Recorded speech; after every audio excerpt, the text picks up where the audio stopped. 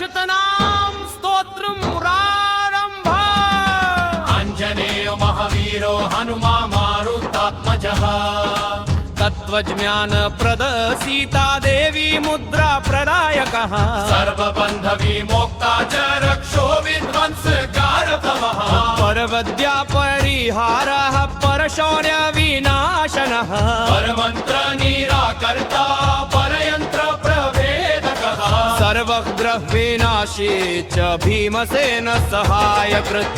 सर्वदुःखहर सर्वलोकचारी मनोजवः। पारिजात द्रुमूलस्थ सर्वमन्त्र स्वरूपवान्। सर्वतन्त्र स्वरूपी च सर्वयन्त्रात्मकस्तथा। कपीश्वरो महाकायय सर्वरोगहर प्रभुः। बलसिद्धिकर सर्वविद्या सम्पत्परायणः। दुःखिसेनानायकश्च भविष्यच्चतुराननः। कुमार ब्रह्मचारी च रत्नकुण्डलदीप्तिमान्। सञ्चलगाल सन्नद्धलम्बमान शीघ्रोज्ज्वलः। गन्धर्व विद्या तत्त्वजो महाबल पराक्रमः।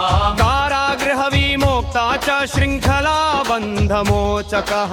सागरो तारक वक्त्रज्ञो रामदूतः प्रतापवान्। वानरः केसरिसुतः सीताशोकनिवारकः।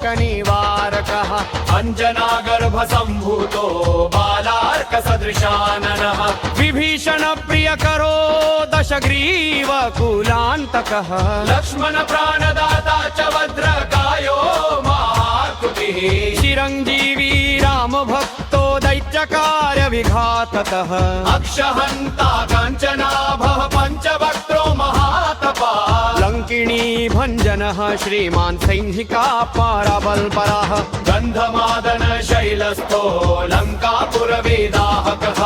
सुग्रीव सचिवो धीरः शूरो दैत्यकुलान्तकः।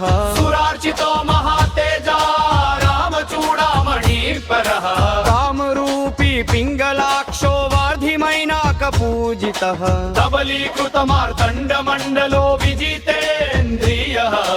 रामसुग्रीव सन्धाता महारावन्मर्दनः। स्फटिकाभो वागधीशो नवत्याकृतिपण्डितः। चतुर्बाहुर्दीनबन्धुर्महात्मा भक्तवत्सलः। सञ्जीवन गाहर्ता शुचिवाग्रीढव्रतः। कालनेमि प्रमथनो हरिमर्कटमर्कटः। दन्तशान्त प्रसन्नात्मा शतकण्ठमदापहृत्। योगी राम कथालोल सीतान्वेषण पंडितः।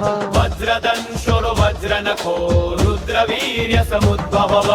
इन्द्रजित् प्रहितामोघ ब्रह्मास्त्र विनिवारकः। पार्थध्वजाग्र संवासी शरपञ्जर भेदकः। दशबाहुलोर्क पूज्यो जम्बवत् प्रीतिवर्धनः। सीता समेत श्रीराम भद्र पूजा धुरन्धर। इति श्रीमदाञ्जनेयाष्टोत्तरशतनामस्तोत्रं सम्पूर्णम्। दशबाहुलोर्क पूज्यो जाम्बवत् प्रीतिवर्धनः। सीता समेत श्रीराम भद्र पूजा धुरन्धर। इति श्रीमदाञ्जने याष्टोत्तरशत